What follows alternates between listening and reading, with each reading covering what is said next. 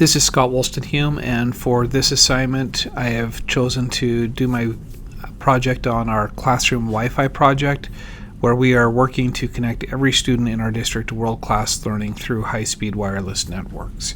The audience for my presentation is our Board of Trustees. So in our district, we have had limited wireless connectivity in our classrooms through 2014, and that is still the case in our elementary schools and middle schools today. Because of the limited wireless connectivity, we've had very limited options for mobile devices. At the same time, we are in a growing school district where we grow at a rate of about 350 to 400 students each year, and that additional growth has put significant demands on our computer lab and the availability of computer labs to students. At the same time, because we're a growing district, we've had to look at innovative options to provide and maximize our classroom space, and one of the options we've looked at is closing our traditional computer labs and replacing those with mobile labs. But all those options depend on us providing a robust and high-speed wireless network to be able to connect students to the learning resources we have. Things began to change for us a little bit in 2014 when our state started to fund high-speed wireless networks in schools at the rate of $21 per student. For our district, that is about $65,000 per year. And then this year, some changes in the federal E-rate program have made our district eligible for funding that previously we did not have. So the scope of our project is to install high-speed Wi-Fi networks in every school to connect every student and encourage bring your own device practice among our staff and our students. That means that in all 14 of our elementary schools, our 3 middle schools, and our 5 high schools, we want to provide sufficient connectivity to connect about 12,000 students at the same time to our network. To be able to accomplish that, these guidelines have come from the Consortium from School Networking, which is a national organization, and at the bottom is the target of where we want to be, which is for full support of bringing your own devices. We need to allocate about 100 kilobits per second of internet bandwidth to our users.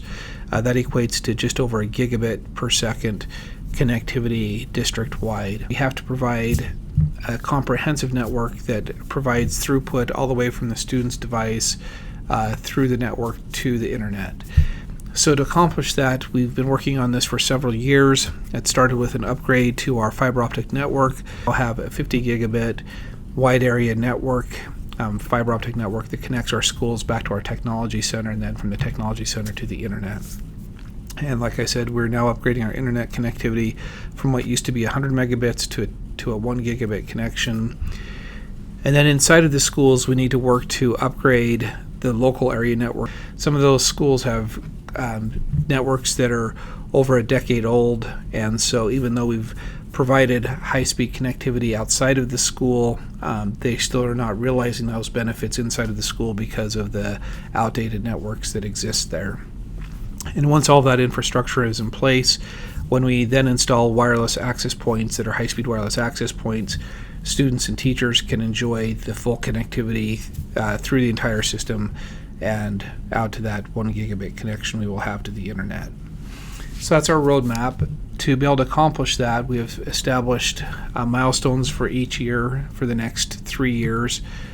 This summer, we will be replacing the network at Hillcrest High School and Sand Creek Middle School.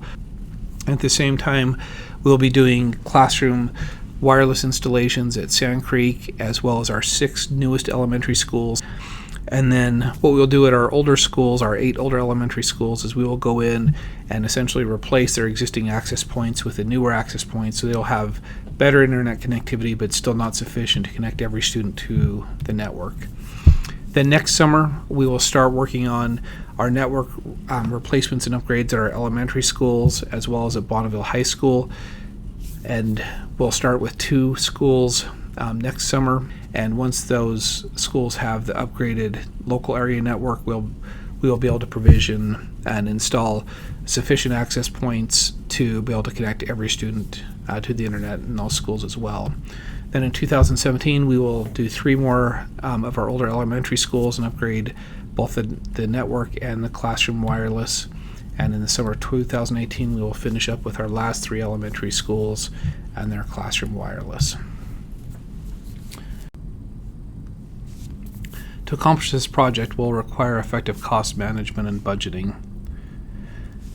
The expenses for this project are estimated to be about $1.5 million, and that covers the wireless access points, the switches that we'll need to purchase and install, the cabling that we'll need to install, and the universal power supplies, as well as the installations of the networks at our 2 high schools and Sand Creek Middle School. Because of the changes to the federal E-rate program, our district is now eligible for local connections, funding for local connections that we have not been eligible for in the past. Essentially, the new changes in E-rate will allocate $150 per student per school every 5 years, and 30% of that $150 per student needs to come from our local district funds. And so the total amount that E-rate, through the E-rate program, that will be available to us is $1.8 million, from which we need to provide a minimum of $540,000 from school district funds, and $1.26 million will come from E-rate. So from our district funds, we've identified a number of different funding sources to be able to accomplish this project. First of all, for the network installations at Bonneville and Sand Creek, we will be using our 2012 bond monies in the amount of $400,000. In addition to that, we will also be using money each year from our plant facilities budget of $200,000 for a total of $600,000 over the 3 years of the project. We will use our classroom technology funding from the state, which is $300,000 per year, as well as our state Wi-Fi funding, which is $65,000 per year. So the total amount of available local funding that we have for the project is just under $2.1 million, which means that we'll be able to accomplish this project whether or not we receive the funding from E-rate. Which takes me to our risk management. There are a number of risks that are inherent in this project. I've identified 5 of those. The first one is that the installs bids for Hillcrest and Sand Creek come in over budget. When I originally did our risk management plan, I had a higher probability rating on this, but we've now received the budgets for those, or the contracts for those, and they are within the budget that we estimated, and they're actually lower than that budget. So the probability of that has gone almost to 0. E-rate funding not awarded. This one has a significant chance of happening because even though the federal E-rate money dollars are allocated, that does not mean that our district will necessarily receive them, because even though it is category-based funding, they still start with the most impoverished schools first and award those funds and then work their way down. And so with us at 45% free and reduced lunch rate, we will not necessarily receive the funds that we're hoping to. The next one is that classroom technology funds are not allocated from the state. Again, this one started out with a higher probability, but the state has now approved the budget, and we've actually received an increase in our classroom technology funds. And so the probability of not receiving those funds is very remote. The wireless installation misses the deadline. There is a probability of this one happening. However, the impact of it would be fairly low. And then the final one is that the network installation misses its deadline. This would have a huge impact on the project if it were to happen, but a low probability. The contingency plans for those risks.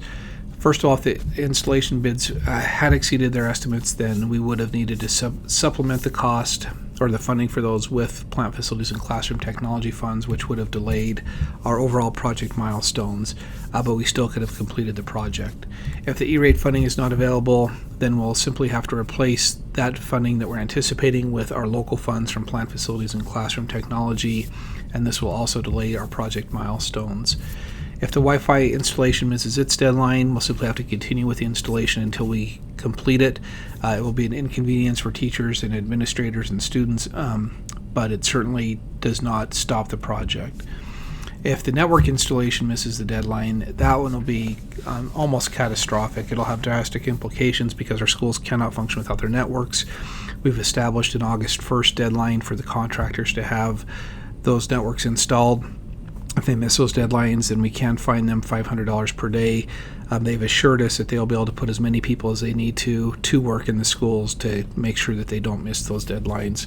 If it did happen, we would need to find a way to provision an emergency network so that during the month of August, as our office staff returns to work, that they can still connect to the network, to their web-based applications and complete their job functions.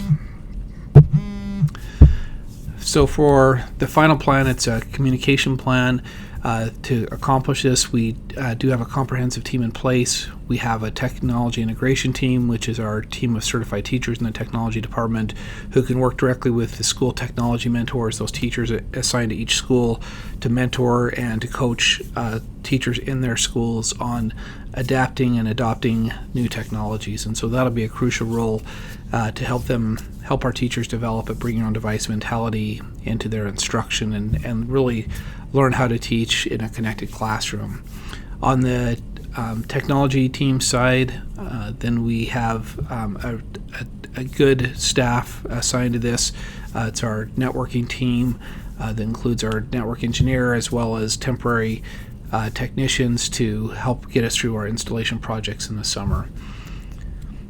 And finally, the stakeholders. It'll be crucial for us to communicate effectively and continuously with stakeholders throughout this project, with students and with parents, ensuring them that as we provide this connectivity to students, that their data and their information will be private and secure, to encourage them to think about allowing their students to bring devices to school and to use those as part of their learning experiences. That's a significant shift from where we've been the last decade, really, and so it will take quite a bit of communication and effective collaboration with them. And the same holds true for teachers and principals as we switch from a model where we have basically discouraged students from bringing devices to school, and now we want to encourage them to do that. We want to do a lot of coaching and mentoring to help them understand how this can truly accelerate and enhance students' learning in their classroom and their instruction. And as a district leadership and staff and with the school board, we'll want to work together to create policies that encourage this mindset, that still provide students and teachers the protection they need, but definitely foster a new mentality about engaging students with the technology they have in their homes. And that's a conclusion for my presentation. I appreciate any feedback you can provide.